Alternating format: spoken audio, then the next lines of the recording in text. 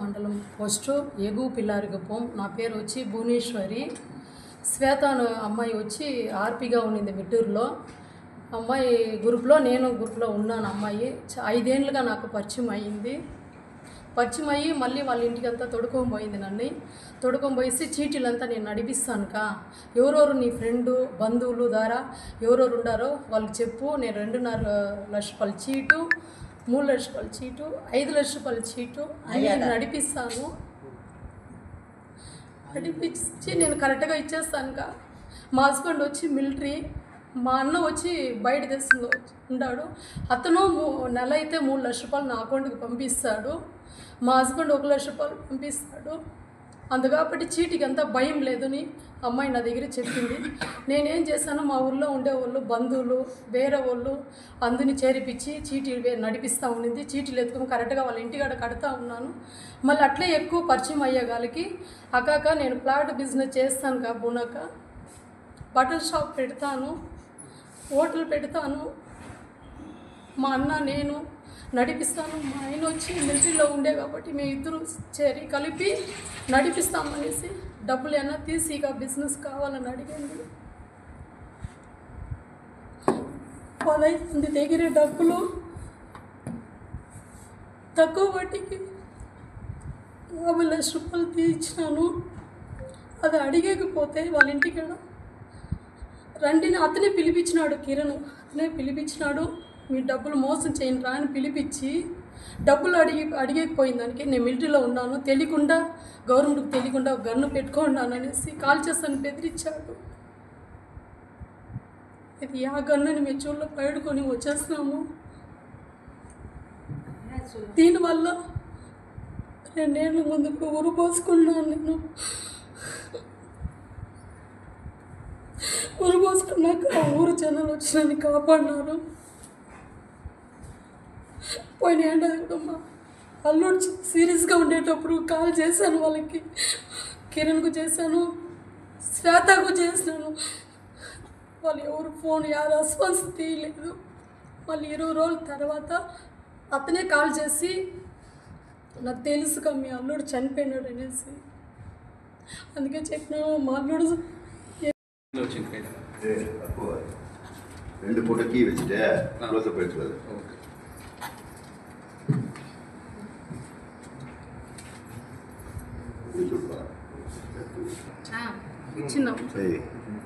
అది okay. Police వాళ్ళు వచ్చి ఇంకా ఇద్దరికి ఏం మాట్లాడలేదు. నేను 15 మంది కుటుంబాలు బాధిపు అయిన వాళ్ళు వచ్చి ఉన్నారు. శ్వేత బేబీ వీళ్ళిద్దరూ కలిపిదా ఫ్లాట్ బిజినెస్కు హోటల్ మంది మేము వచ్చి ఉన్నాము. అమౌంట్ వచ్చి 50 లక్షలు, చీటీ డబ్బులు వచ్చి 33 లక్షలు, నాది 7 సవరాలు బంగారు, 2 చైన్లు అన్నీ వసూలు చేసి కోరుకుంటాను. మీరు ఎలా వాళ్ళని నమ్మించారంతా? నమ్మి బిజినెస్ చేస్తాము మేము. ఫ్లాట్ బిజినెస్, బట్టల షాపు ఇక్కడ పెట్టినారు. మీరు ఇచ్చినారు ఓకే. ఎంతమంది ఎందుకు ఇచ్చినారు? మీరు ఇచ్చినారు మిమ్మల్ని నమ్ముకొని వీళ్ళు ఎందుకు ఇచ్చినారు? నన్ను నమ్మి ఇచ్చినారు వాళ్ళు. చీటీలు వేసింది అమౌంట్ 50 లక్షలు, చీటీ 30 లక్షల రూపాయలు.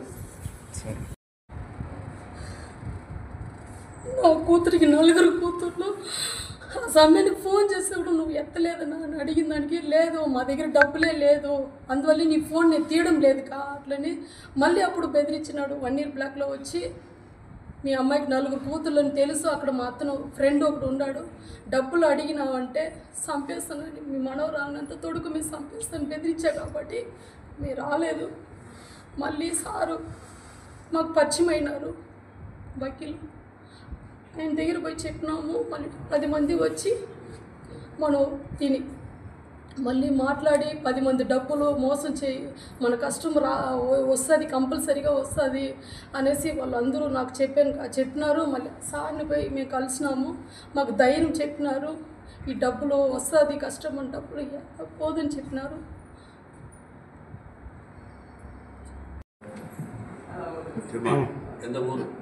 నరిగిపల్లి విలేజ్. నా పేరు ఉషారాణి.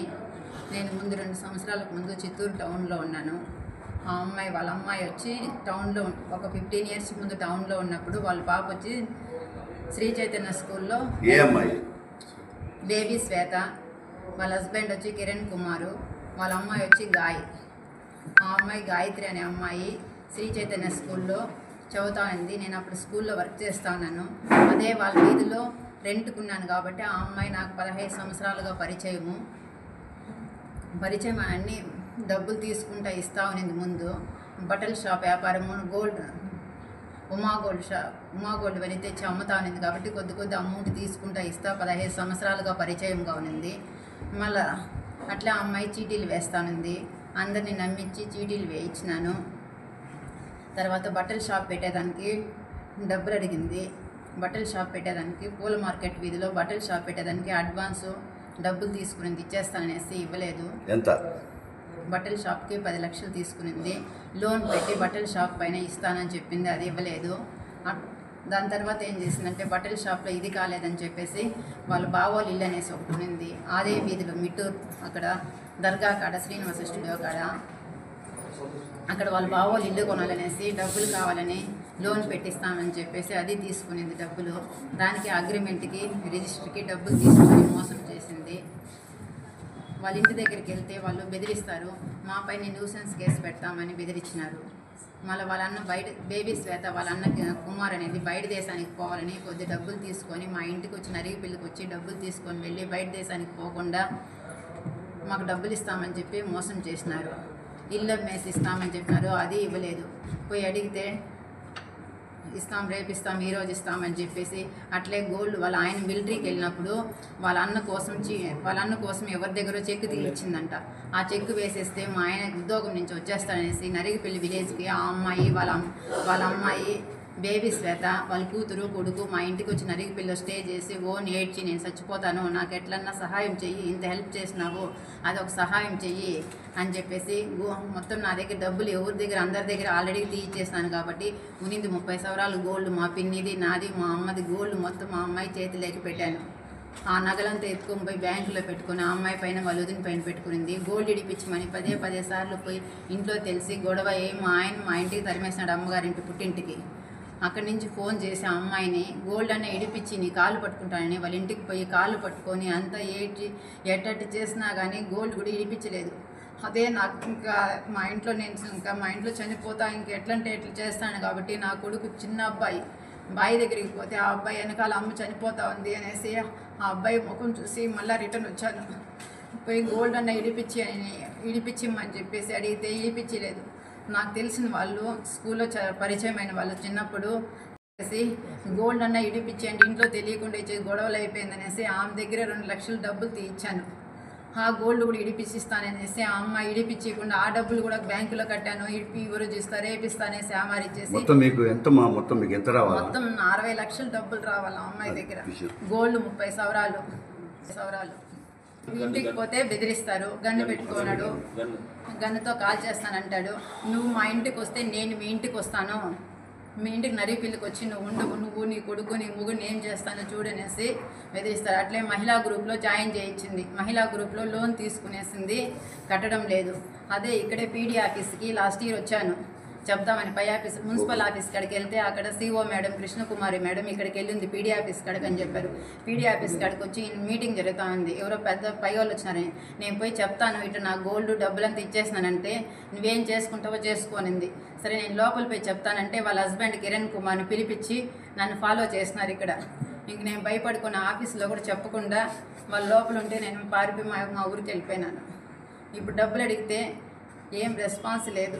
మా పరిస్థితి రోడ్డు పైన నా కొడుకు, నేను, మా అమ్మ, మా నాయన ఇంకెవరు దిక్కులేదు, మాకు రోడ్డు పైన పడున్నాము. ఊరు పిల్లారిప్పం గుడిపాల మండలం. என் பேர் ஜானகி. புவனேஸ்வரின்றது எங்கள் சித்தி. நாங்கள் சீட்டி போடுறாங்க, போட சொல்லி கேட்டாங்க, போட்டோம்.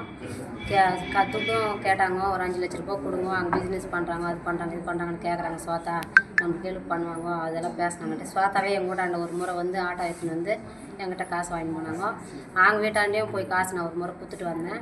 வாங்கிக்கின்னு ஒரு முறை நானும் எங்கள் அண்ணன்லாம் போய் கேட்கறதுக்கு போகும்போது எங்களுக்கு பில்டிங் மேலேருந்து கீழே தள்ளி கொண்டுறேன்னு சொல்லிட்டு மிரட்டினாங்க. அதோடு நாங்கள் வெளியே ஓடி வந்துட்டோம்.